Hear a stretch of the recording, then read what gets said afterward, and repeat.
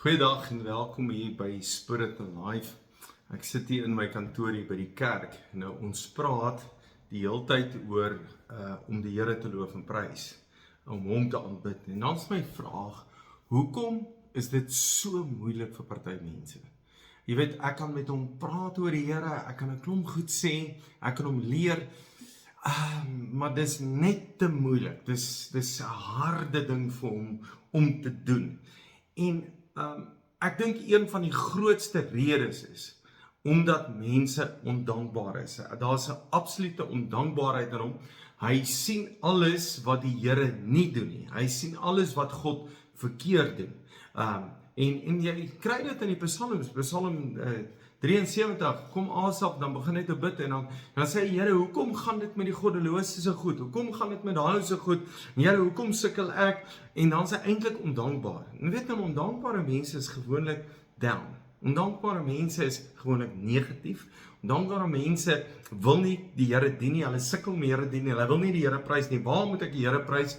En ondankbaarheid gaan oor myself, net oor myself, dit wat ek wil doen.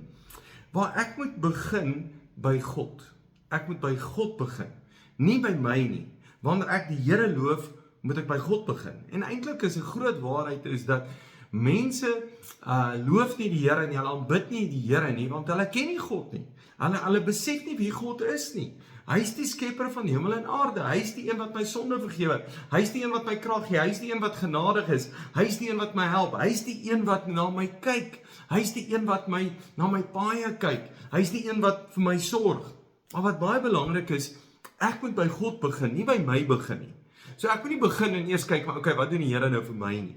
En raai wat, anders sal hy jou kyk en sê, die Here is vir jou dan so goed, en dan dink jy nie eers God is vir jou goed nie. Maar jy moet begin besef dat God vir jou goed is. Nou, ek wil die stelling maak en sê, begin by die Here.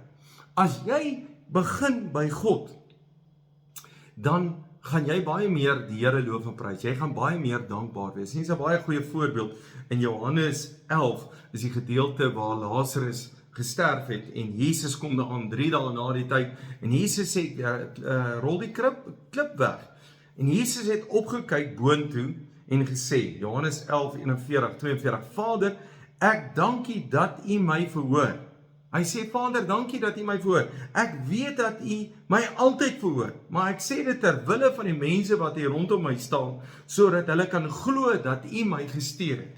So Jesus het nie 'n probleem nie, hy weet God verhoor hom, maar hy bid so dat mense kan hoor, dat mense kan sê, wow, dis die Here wat dit doen. So wat doen Jesus? Hy begin by God. Hy dank die Here. Hy lig sy kop op en hy dank die Here. Hy begin die Here dankie sê dat God hom verhoor. En dan ken julle die storie. Hy roep Lazarus uit en Lazarus staan uit die dood uit op.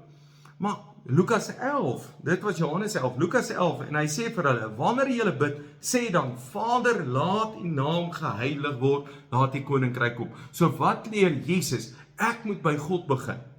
En ek wil jou vra hierdie week, begin by die Here. As jy die môre opstaan, begin by God. As jy ry in jou kar, begin by God. As jy by jou werk is, begin by die Here. As jy dink oor die lewe, begin dink oor Jesus. Begin oor God dink. Praat oor God, sien God raak, leef God. Dat jy eerste by die Here sal wees en doen dit wat God sê. En leef dit wat God sê. En dan gaan jy agterkom dat dit is maklik om die Here te loof en prys. Die oomblik wanneer ek dink aan God se guns, God se goedheid, dan is dit vir my maklik om die Here te loof en prys. En ek kyk nie na my nie. Ek kyk nie om my omstandighede nie. Ek kyk na God en ek prys God en ek loof die Here. En ek wil jou aanmoedig die week om eerste by God te begin. En hou op om so ondankbaar te wees. Begin net by die Here en dan gaan jy dankbaar wees vir dit wat God in jou lewe doen. Dankie dat jy luister. Dankie dat jy die Here liefhet. Dankie dat jy God loof en prys. Jy is 'n great blessing.